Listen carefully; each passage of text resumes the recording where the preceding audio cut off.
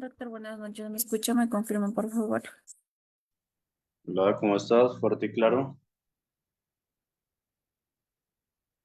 Voy a dar inicio con el curso, doctor. Vale. Muy buenas noches, estimados participantes. Les saluda Kelly, asesora académica del Centro de Capacitación Galeno SIP. Bienvenidos al Diplomado de Gestión de Mantenimiento y Operación de Equipos Radiólogos del curso de Manejo de Equipos de Protección Radiognástico en Hemodinamia. El ponente a cargo del curso es el doctor Cristian Cárdenas Moreno. Para una buena exposición, por favor, mantener los micrófonos y cámaras apagadas, a menos que el ponente solicite su participación. Cualquier consulta o duda que tengan lo responderá al final de la presentación. Asimismo, para todos los participantes que desean solicitar el material, clase grabada y el certificado, les dejo mi contacto en el chat, esperando que el curso sea de su agrado. Le doy el pase al ponente. Buenas noches, doctor. Muy buenas noches, muchas gracias por la invitación en la noche de hoy. Agradecimiento especial al Centro Internacional de Capacitación Profesional Público Privado Galenos.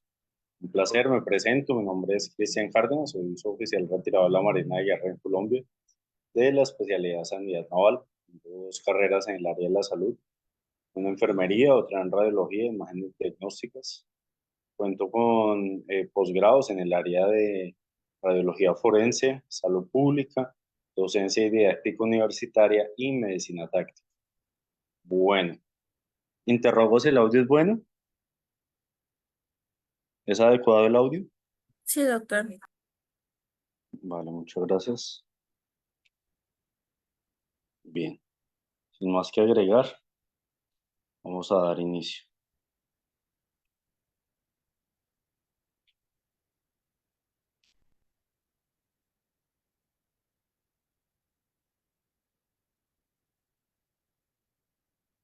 Bueno, el día de hoy vamos a hablar sobre el manejo de equipos de radioprotección en hemodinamia.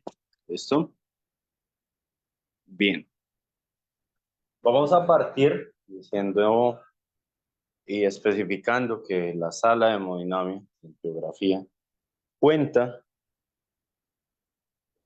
con radiación ionizante. Esta es solo una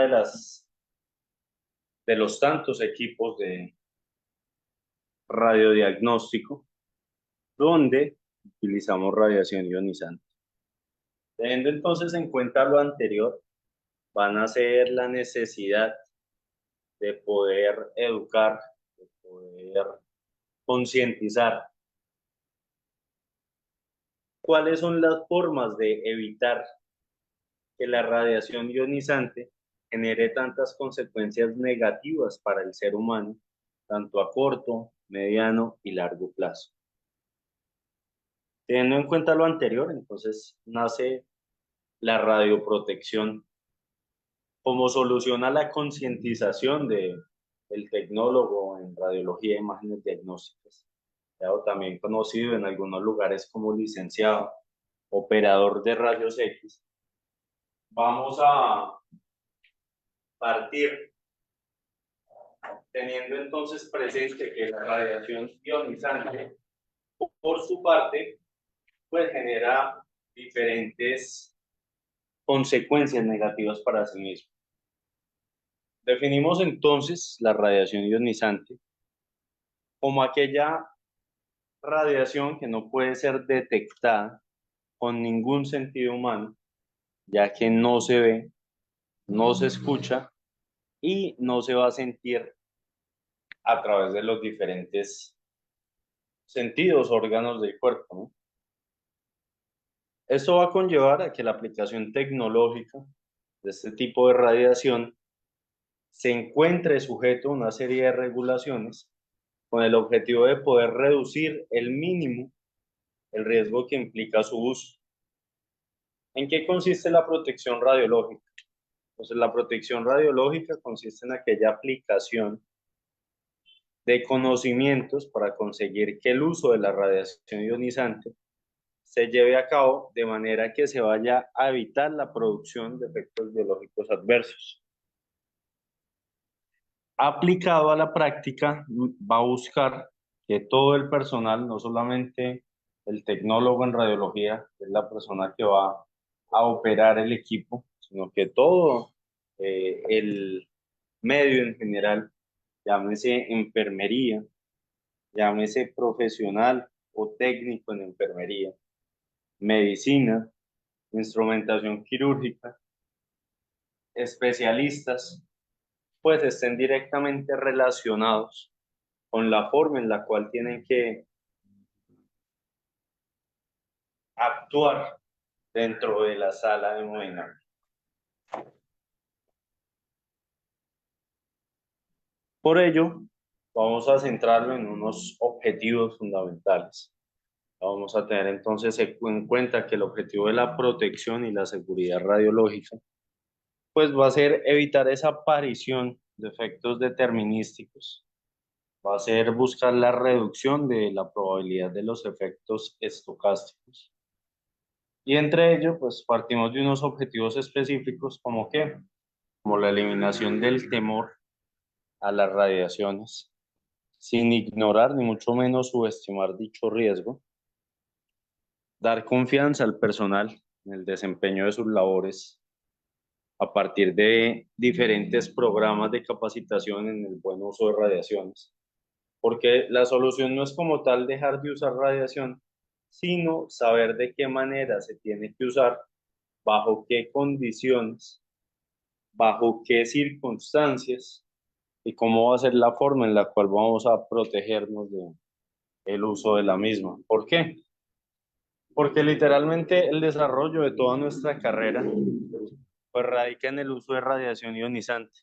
Entonces nosotros somos las personas que inicialmente vamos a estar inmersas a esta exposición constante. Vamos a evitar la radiación también innecesaria al personal, a los pacientes y al público en general. ¿Por qué? Porque no es solamente usar radiación porque sí, ya literalmente tiene que estar justificada, tiene que tener un fundamento y el paciente pues tiene que ser la forma gold estándar con la cual va a ser mayor el beneficio que el riesgo de tener que estar expuesto ya a la radiación ionizante, la cual pues puede causar diversos cambios en el cuerpo, tanto a mediano y largo plazo. ¿Listo? E inclusive hasta a corto plazo, si utilizamos ya concentraciones muy altas de radiación. Dentro de los principios de protección y seguridad radiológica, entonces vamos a centrarnos en tres. Tenemos la justificación, tenemos la optimización y tenemos la limitación de dosis. Decimos entonces que a través de la justificación, pues decimos que no se va a efectuar ninguna actividad, ¿ya? Donde se vaya a utilizar radiación, donde se vaya a exponer, a menos que tenga un beneficio a los individuos expuestos. ¿Listo? Es decir, ya lo que nombrábamos anteriormente, todo tiene que tener una justificación, todo tiene que ser una razón de ser, donde el modo que se compense el riesgo que se va a causar, pues sea satisfactorio para qué, para poder comprobar, para poder determinar algún tipo de patología en el paciente, para poder tener orientación espacial, ¿ya? A través de la interpretación de algunos signos observables dentro de la ayuda diagnóstica, entre otros. ¿Listo? Por otro lado, tenemos entonces la optimización, siendo esa magnitud de la dosis individual, el número de personas, ya que también se van a exponer, y la posibilidad de recibir dosis deben mantenerse tan bajas como razonablemente sea alcanzable. Es decir, que no tenemos que exponer al personal a radiaciones muy fuertes, ya si no es necesario, y si por otro lado, pues no va a afectar como tal la calidad de la imagen. ¿Por qué? Porque si bien es cierto que para que se realice una óptima imagen, pues es necesaria una radiación adecuada, pues tampoco tenemos que realizar radiaciones fuera de contexto, porque también de esta manera vamos a afectar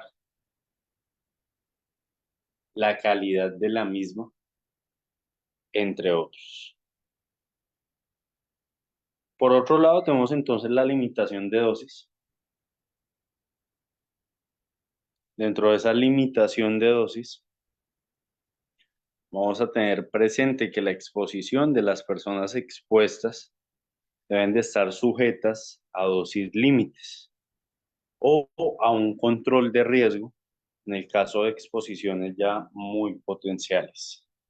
Allí vamos a tener entonces una frontera que no debe superarse en condición normal. ¿Listo? Entonces, tenemos que realizar realmente un estudio previo, ¿ya? Verificando que esa exposición tenga una dosis ya como tal limitante para no sobrepasar este tipo de datos.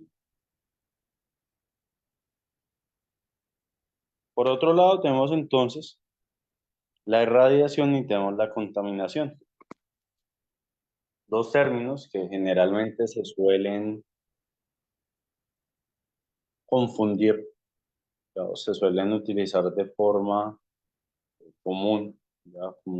Como un sinónimo, pues realmente son totalmente distintas. ¿Por qué? Porque la irradiación va a radicar en esa exposición cerca a una fuente que va a emitir la radiación, como lo que pasa en la sala de hemodinamia con el angiógrafo. Y tenemos la contaminación, que va a ser la presencia de sustancias radiactivas en lugares no deseados, como por ejemplo que la ropa, la piel y las mesas del laboratorio, así como la administración por vía intravenosa. Esto entonces, una cosa es la irradiación y otra es la contaminación que puede tener el paciente o cualquier tipo de persona que labora con él.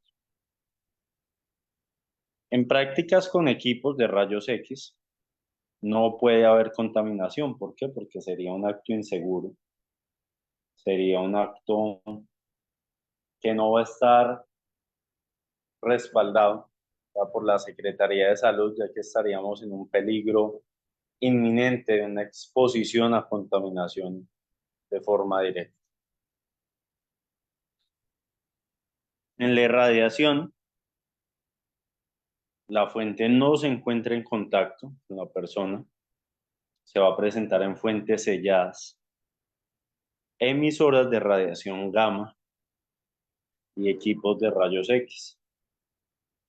La irradiación concluye al alejarse lo suficientemente de la fuente y un paciente irradiado en forma externa no va a emitir radiación excepto haya sido irradiado con neutrones. ¿Listo? Entonces, hay que tener claro que la irradiación como tal se recibe, se absorbe, ya como si fuéramos una esponja, más no significa que vayamos a estar contaminando a cualquier persona que esté cerca a nosotros. Por otro lado, tenemos entonces la contaminación. Ese orden de ideas, la fuente de radiación va a estar en contacto con el objeto. Vamos a tener una contaminación externa o dentro del individuo contaminado, también interna. Y la contaminación va a concluir cuando se ha retirado la sustancia contaminante del objeto. Ese efecto nocivo va a depender de qué, del radioisótopo, de la forma físico-química, de la actividad radiactiva, del periodo de decaimiento físico de la fuente y del periodo de decaimiento biológico. Para los parámetros de protección radiológica, entonces, partimos de la distancia fuente del objeto, teniendo en cuenta que a menor distancia va a haber mayor exposición. Y a mayor distancia, la exposición va a ser mínima. Esta protección de los efectos adversos por el uso de la radiación ionizante va a depender del buen manejo de los siguientes parámetros. ¿Listo? Hay que tener entonces presente que vamos a mantenernos alejados de la fuente de radiación tan lejos como sea posible. En el momento en el que estemos operando el equipo dentro de la sala de hemodinámica, si es posible hacernos hacia los pies del paciente, va a ser mucho mejor. ¿Por qué? Porque la exposición será menor. Por otro lado, tenemos entonces los tiempos de exposición, teniendo presente que estos son totalmente proporcionales. Es decir, que a mayor tiempo de exposición, también mayor va a ser el nivel de exposición. Y a menor tiempo de exposición, menor va a ser el nivel de exposición. Vamos a permanecer cerca de la fuente el menor tiempo posible. ¿Listo? Por otro lado, tenemos entonces el blindaje. Vamos a tener presente que el nivel de exposición también varía dependiendo el elemento de protección que tengamos. Ya en ese orden de ideas, no contamos con ningún tipo de objeto, de instrumento, ya que nos vaya a causar algún tipo de barrera, pues la exposición va a ser mucho mayor. Por otro lado, entonces a mayor blindaje, ya a mayor protección, pues va a ser mucho menor la radiación ionizante. Dentro de las recomendaciones cabe destacar el uso de barreras físicas para atenuar la radiación. Puede ser el uso de ¿qué? De plomo, de concreto, de mandiles plomados y otro tipo de dispositivos de materiales de alta densidad. Los riesgos de irradiación a que están sometidos los individuos, vamos a reducirlos aplicando distancia, tiempo y blindaje. Esto entonces realmente es una invitación al buen uso de los elementos de protección personal, llámese chalecos, llámese protector gonadal, protector de tiroides, gorro y gafas plomadas. E inclusive guantes, pero pues realmente los guantes no es que tengan una muy buena capa protectora respecto a la radiación. De acuerdo a la aplicación, entonces tenemos la dosis efectiva, la dosis equivalente anual. Para una persona ocupacionalmente expuesta, es decir, para nosotros, operadores de equipos de diagnóstico, la dosis efectiva va a ser de 100 milisieverts en un periodo de 5 años oficiales, no superando de 50 milisieverts en un año. Para el público en general, esa dosis efectiva radica en 1 milisieverts al año de forma oficial. Las dosis equivalentes anuales para una persona ocupacionalmente expuesta van a ser en el cristalino de 150 milisieverts, en la piel de 500 milisieverts y en las manos y pies igualmente de 500 milisieverts.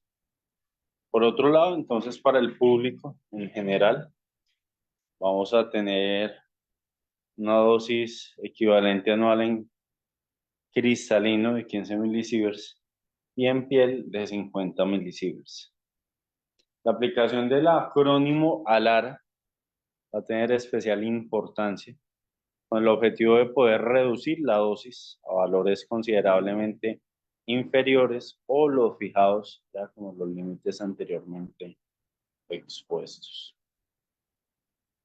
Dentro de ese control relacionado ya con la fuente, entonces tenemos también el control relacionado con el medio ambiente y finalmente tenemos el control relacionado con el individuo. ¿Listo? Entonces es un algoritmo el cual depende el uno del otro con el fin de que esa exposición a este tipo de peligro pues sea mínima. Para las radiaciones alfa, entonces, son aquellas que van a recorrer una distancia muy pequeña y son detenidas por una hoja de papel o la piel del cuerpo humano. Entonces, ya esto es una radiación muy pequeña. Para las radiaciones beta, entonces vamos a definirlas como aquellas que pueden recorrer en el aire una distancia de 1 metro aproximadamente y son detenidas por unos pocos centímetros de madera o una hoja delgada de metal.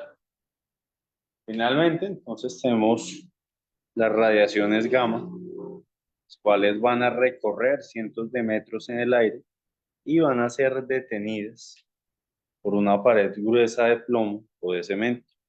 Entonces, la radiación gamma es a la que nos vemos inmersamente expuestos con la radiación ionizante.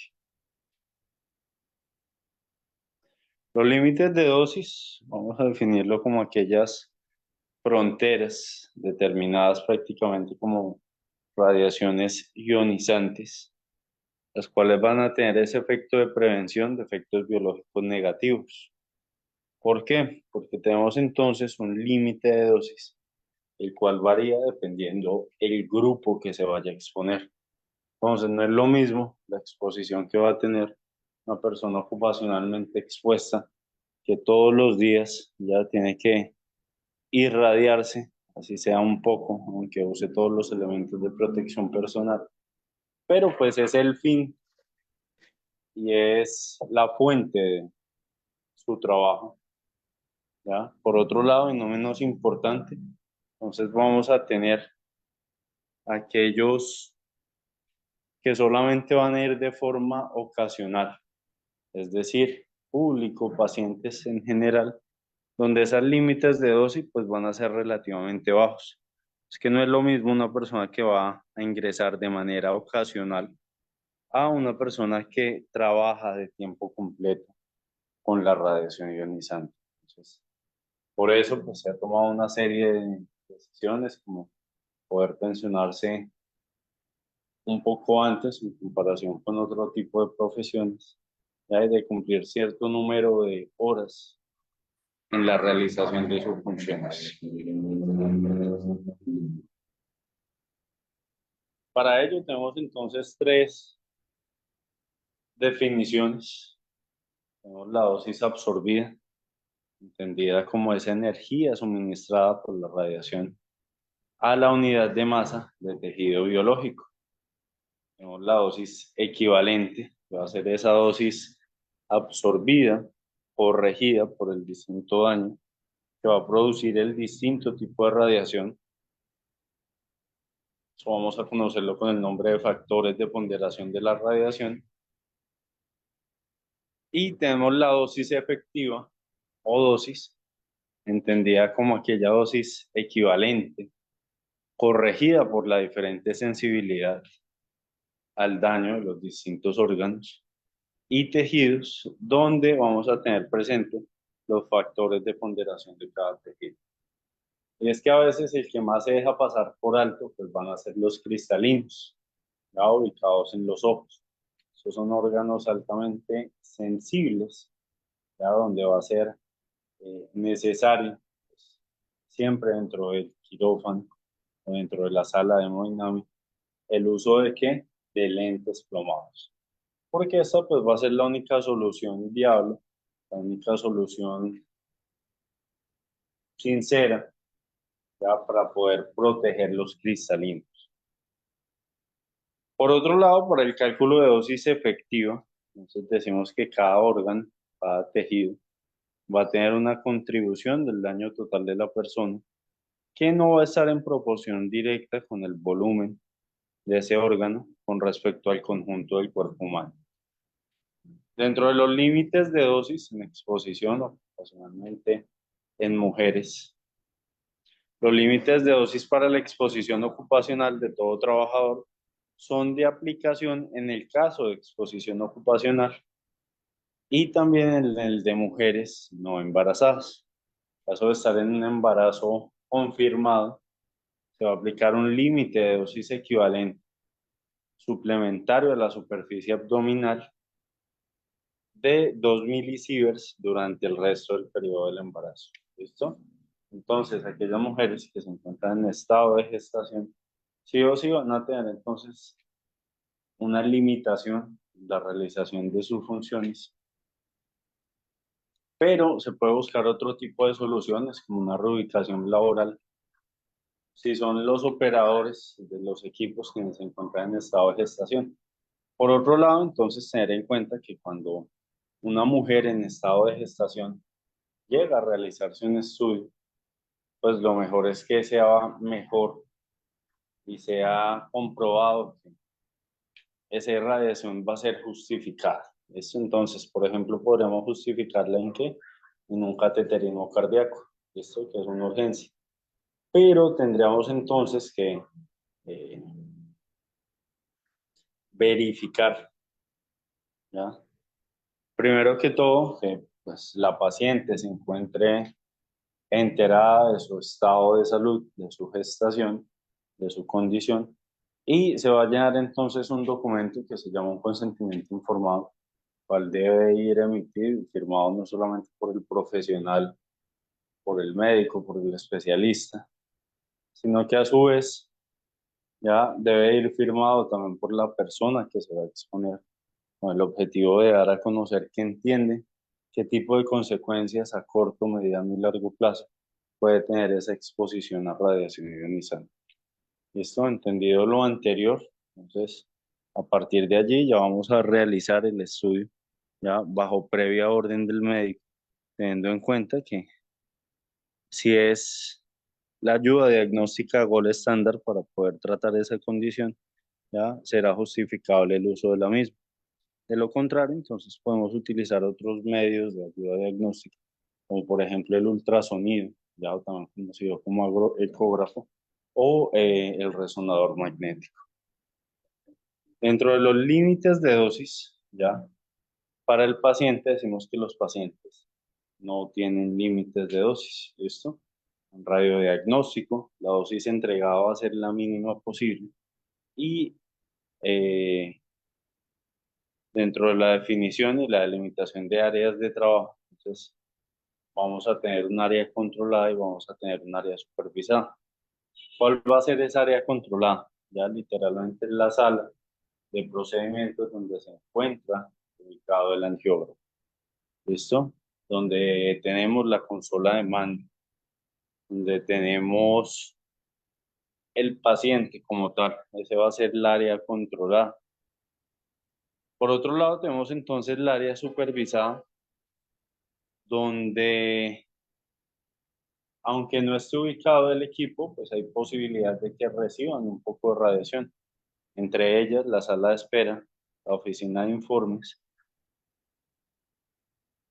y áreas continuas ya de labores administrativas que pueden estar cerca a la ubicación del angiógrafo. Los ambientes de trabajo siempre deben de estar debidamente demarcados y señalizados a efecto de restringir el ingreso de personas extrañas al servicio y así evitar radiaciones no justificadas. Eso entonces, el área controlada, que es donde encontramos el equipo de hemodinamia, debe de tener una señalización de color rojo, ya indicando que hay riesgo de radiación. Por otro lado, tenemos entonces el área supervisada, van a ser sitios alternos muy cercanos al sitio de el equipo, ya y va identificada de color amarillo, indicando que es el área supervisada. Esto y que hay un equipo de radiación que se encuentra muy cerca. Por otro lado, tenemos entonces las dosis. Tenemos el dosímetro, cual va a tener el objetivo estricto de que poder llevar un control específico, ¿ya?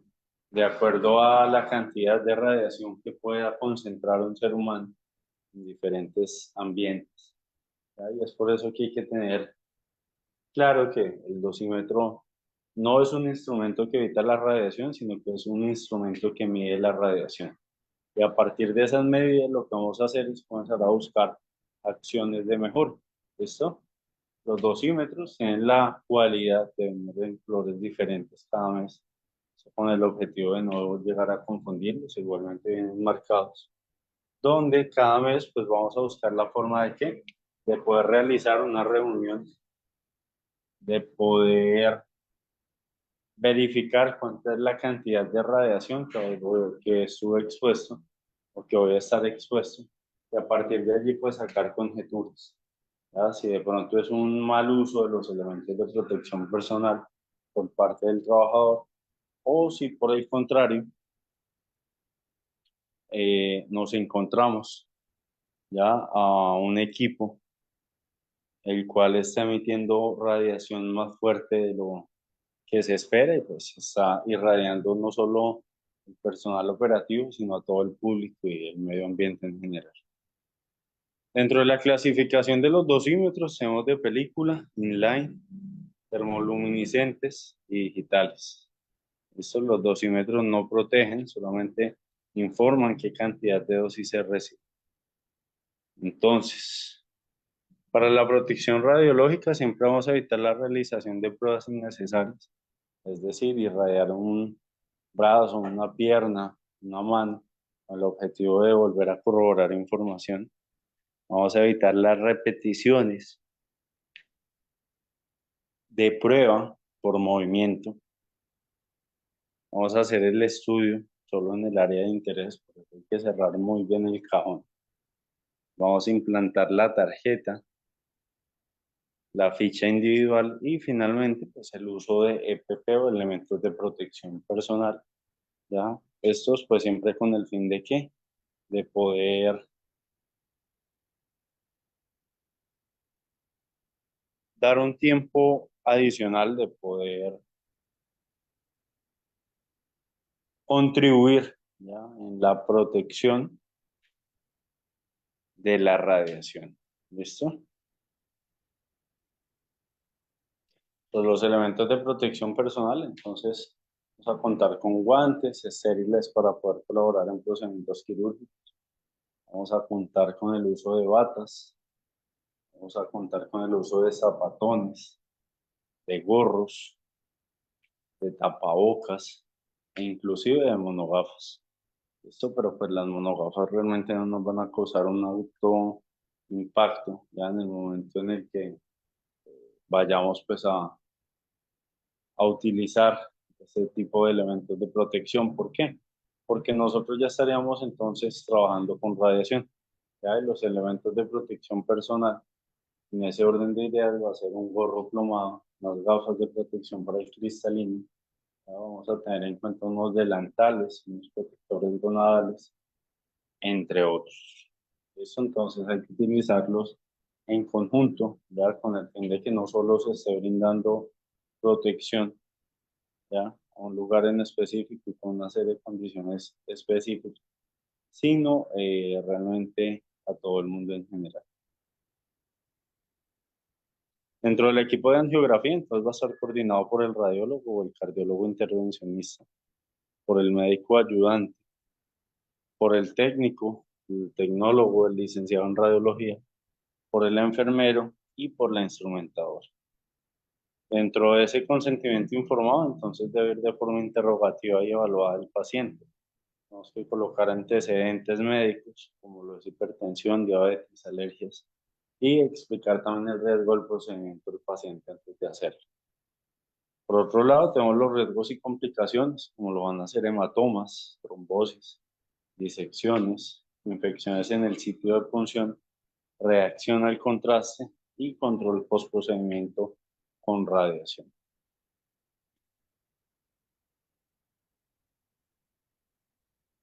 Dentro de esa especialidad con más riesgos, entonces vamos a usar los elementos de protección personal como qué, como contar con un médico operador, con los elementos de radioprotección, con el tiempo de RDC, con la colimación idónea. Por otro lado, la distancia, los delantales plomados, los protectores tiroideos y los guantes o anteojos. ¿Listo? Entonces, con los anteojos también hay que tener especial cuidado. Y podemos observar un paciente de 21 meses después de una angiografía coronaria y una angioplasta con un periodo de 3 días. La dosis acumulada pues, nos va a ayudar a estimarla, si fue del 5 al 20, y fotografías por cortesía de F. Mailer. Y podemos observar entonces radiodermatitis en profesionales, manos en el haz primario, que va a causar también alteraciones tanto en miembros superiores e inferiores. Bueno, perfecto.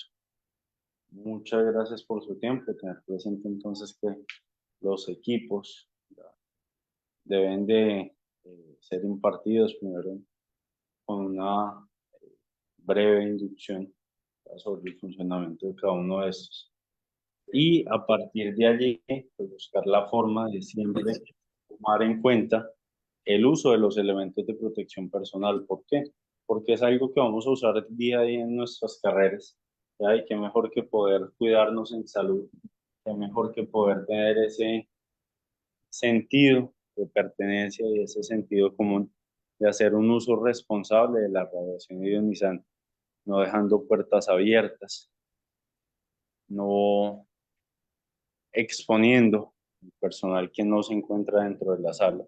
¿Por qué? Porque este tipo de equipos funcionan literalmente como una cámara de video. Hay muchos especialistas en algunos procedimientos como los cateterismos cardíacos, Majurca, todo lo relacionado con panangiografías, entre otros procedimientos que se hacen en el área de hemodinamia. Pues se va a irradiar la gente casi que de forma directa, porque a veces el médico le gusta que sea como una película y hacer irradiaciones entre 5 a 8 segundos. ¿Listo? Entonces siempre utilizar todos los equipos plomados, tomar los tiempos y los lapsos de tiempo en el desarrollo de cada una de estas funciones. A continuación los voy a dejar con un video, eso con el objetivo de que ustedes puedan ver en resumen cuáles vendrían siendo esos elementos de radioprotección a usar dentro de la sala de movimiento.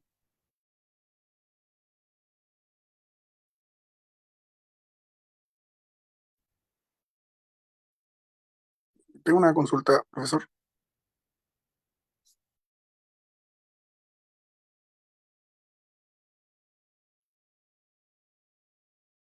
Tengo una consulta, profesor.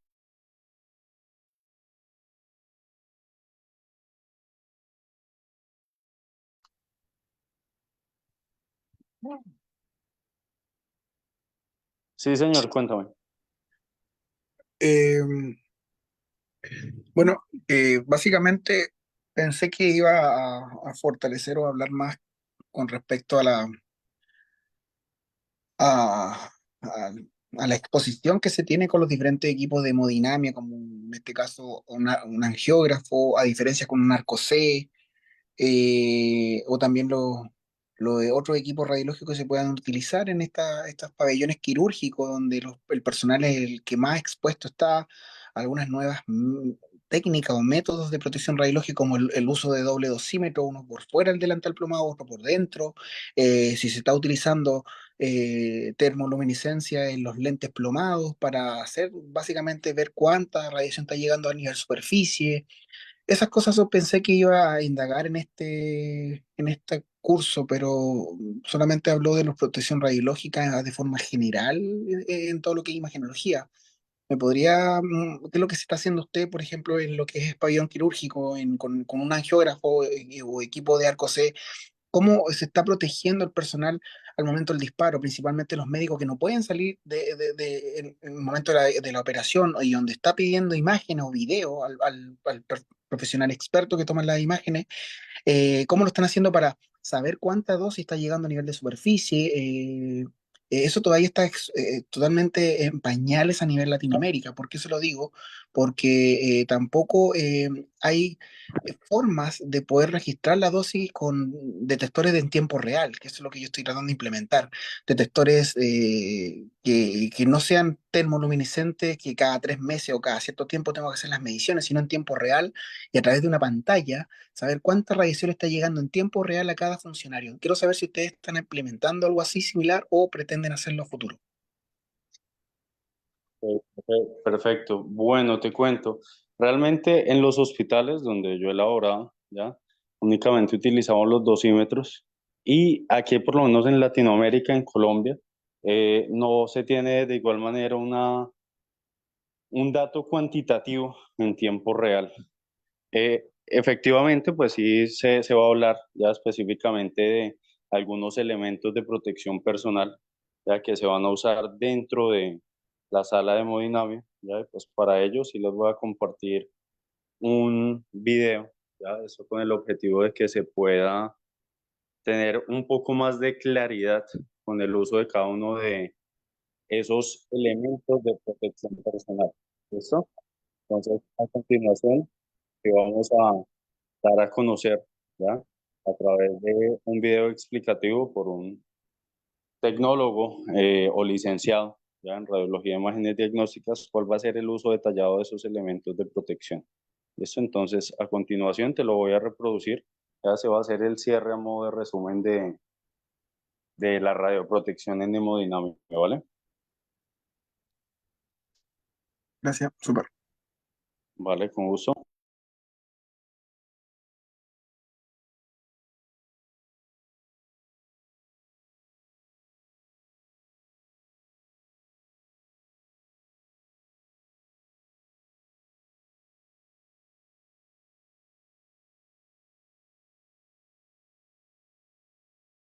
¿Cómo están? Espero que estén muy bien. Bueno, en el día de hoy les voy a hablar sobre un poco de radioprotección dentro de la sala de hemodinamia. ¿Qué es lo que tenemos que tener en cuenta cuando trabajamos en hemodinamia? Primero, tiempo de exposición, blindaje y distancia, ¿sí? Esas tres cosas vamos a tener muy presentes siempre para que nuestro trabajo sea el mejor, ¿sí? Sea lo mejor posible y evitar irradiarnos tanto. Recuerden que los más expuestos a la radiación somos nosotros, el personal que está trabajando dentro de la sala, no así tanto el paciente, porque bueno, el paciente viene para un estudio y después se va, ¿sí? A lo sumo se puede irradiar 2 veces en la semana el paciente, ¿sí? En un estudio de hemodinámica, siempre y cuando, bueno, dependiendo del estado que tenga el paciente y de otros estudios con radiación que se le hayan solicitado. Pero bien, bueno, ese no es tanto el caso, ya que en eso se trata de preservar la vida del paciente más que lo que se pueda causar con radiación a larga data, ¿sí? Es decir, por la exposición de la radiación. Y bueno, como les decía, los más expuestos siempre somos nosotros. Por lo general, nosotros los licenciados somos los que más expuestos estamos a la radiación, ya que muchas veces en los servicios hay un solo licenciado o técnico en radiología que va a trabajar con distintos médicos en su turno. Por lo tanto, bueno, nos vamos a estar irradiando cada vez que se haga un estudio. A tener en cuenta, el tubo de rayos que tiene el angiógrafo solamente emite radiación cuando se oprime el pedal, es decir, cuando se está dando fluoroscopía para poder avanzar el catéter y cateterizar selectivamente la arteria que se quiere estudiar, ¿sí?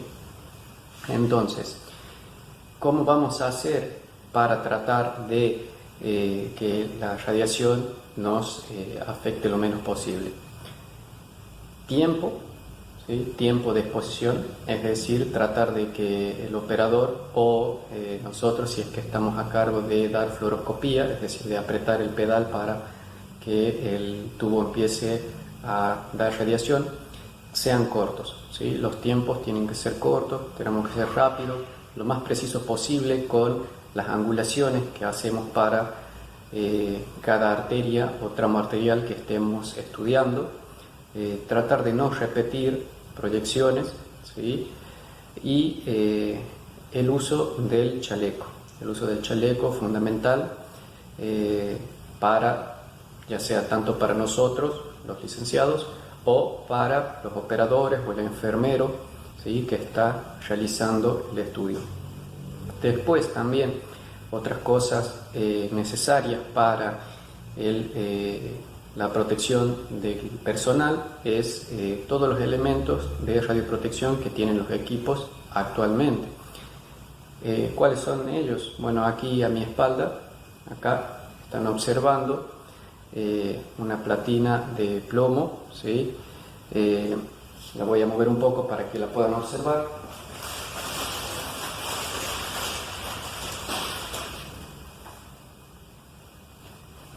Bien, esta platina, ¿sí?, es plomada, tiene a su vez unas polleras de plomo, cuya función es proteger al operador, es decir, al médico que está realizando el estudio, que son los que más cerca del emisor de rayos están, ¿sí? Entonces, fundamental, si tienen esto, usarlo, ¿sí? Si lo tienen, úsenlo siempre para, de esta manera, reducir la radiación absorbida por el operador, el primer operador, ¿sí? Esto obviamente se cubre, ¿sí?, con unos campos estériles. En este caso nosotros tenemos estos campos estériles de nylon, de plástico.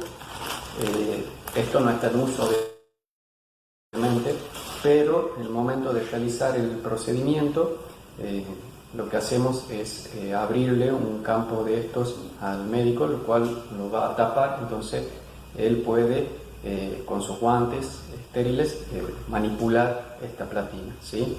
Este es uno de los medios de protección.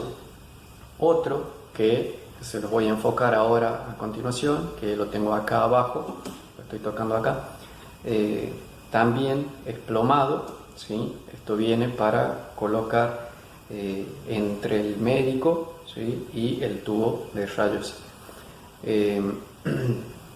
Si bien esto por ahí preferimos no usarlo, ¿por qué? Hay que tener en cuenta el peso del paciente que está en la camilla y el peso de este sistema que les voy a mostrar a continuación, que por ahí nos dificulta un poco el movimiento de la camilla, ¿sí? Pero si lo tienen, úsenlo. Estas son las polleras plomadas que les nombraba, que se pueden adosar al equipo. Son desmontables, ¿sí?, tienen para sacarlas, pero yo aconsejo que si las tienen, que las usen, ¿sí? De esta manera se van a proteger mejor de la radiación.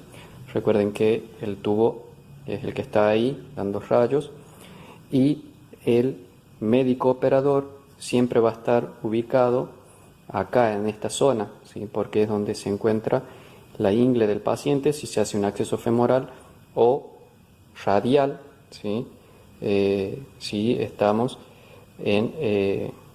por muñeca, ¿sí?, por hacer un abordaje radial. Y lo mismo, si hacemos abordaje radial, vamos a estar más cerca, están mucho más cerca de la fuente de emisión de los rayos.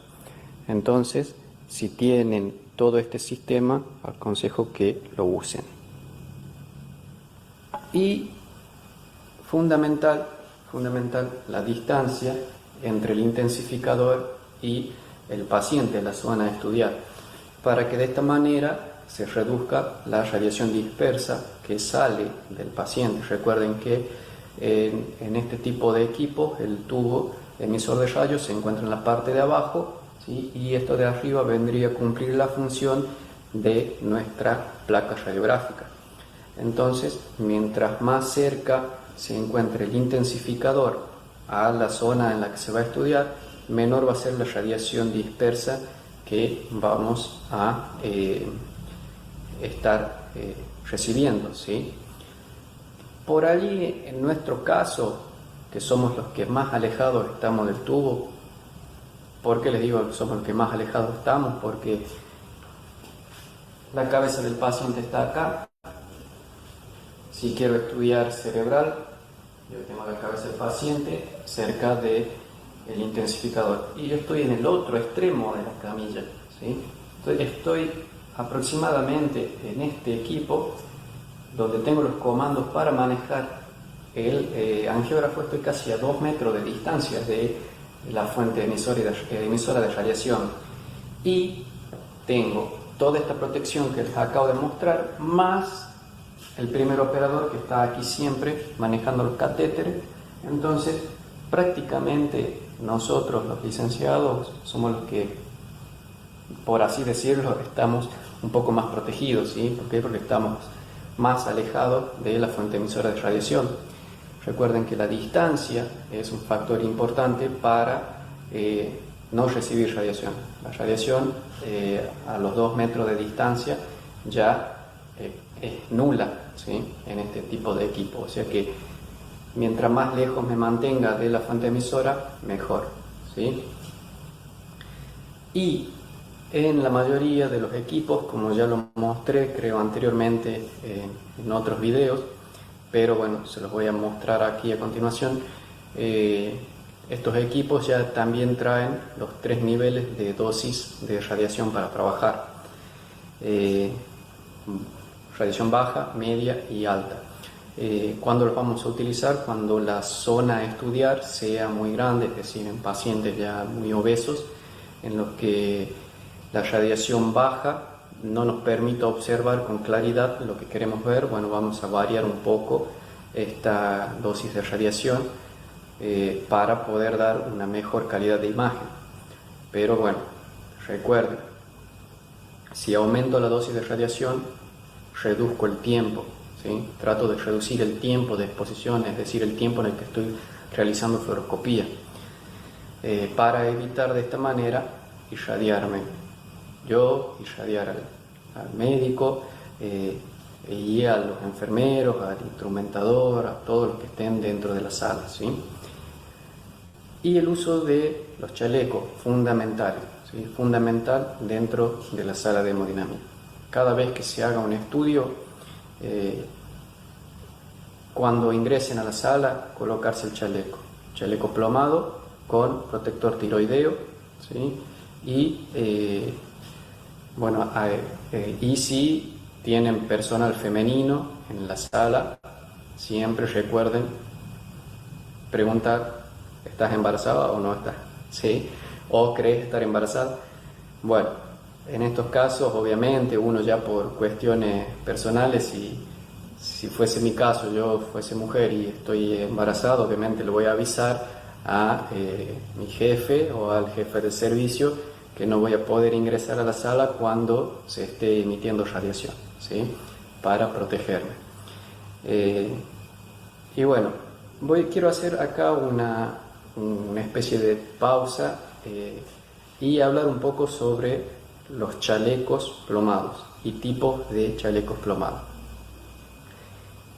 Para mí, personalmente, desde el tiempo que llevo haciendo hemodinamia, los mejores chalecos plomados que podemos utilizar nosotros son los que vienen en 2 piezas, ¿sí? Que ya los voy a mostrar a continuación. 2 piezas. La pieza de abajo, que es un pollerín que se ata con cintos individualmente, y arriba el chaleco, ¿sí? ¿Por qué? Porque este tipo de equipo plomado, primero, es más liviano, ¿sí? Recuerden que los procedimientos de hemodinamia muchas veces son muy largos, hacen que estemos mucho tiempo de pie, y un chaleco plomado de los comunes, que solamente son delantal, que cubren la parte de adelante, les puedo asegurar que pasado 10 minutos de haber empezado el estudio, lo van a querer sacar y tirarlos a la basura, porque sus hombros empiezan a sufrir. Sufrimos los hombros, sufren nuestras cervicales.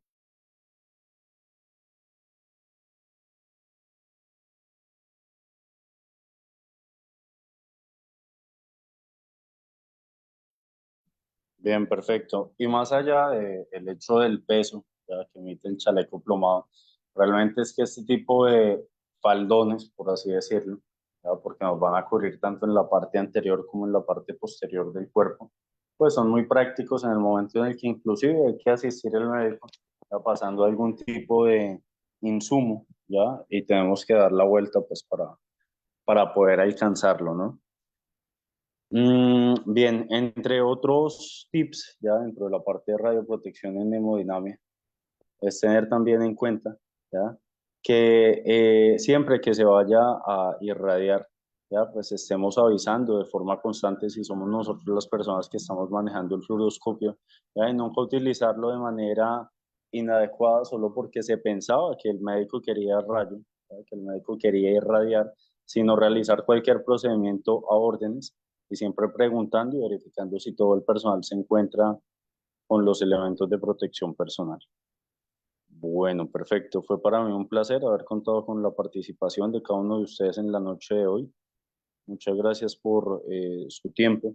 Ya finalizo con este video, ya, el cual pues era el cierre idóneo para poder centralizarnos en la parte de hemodinamia, ¿vale?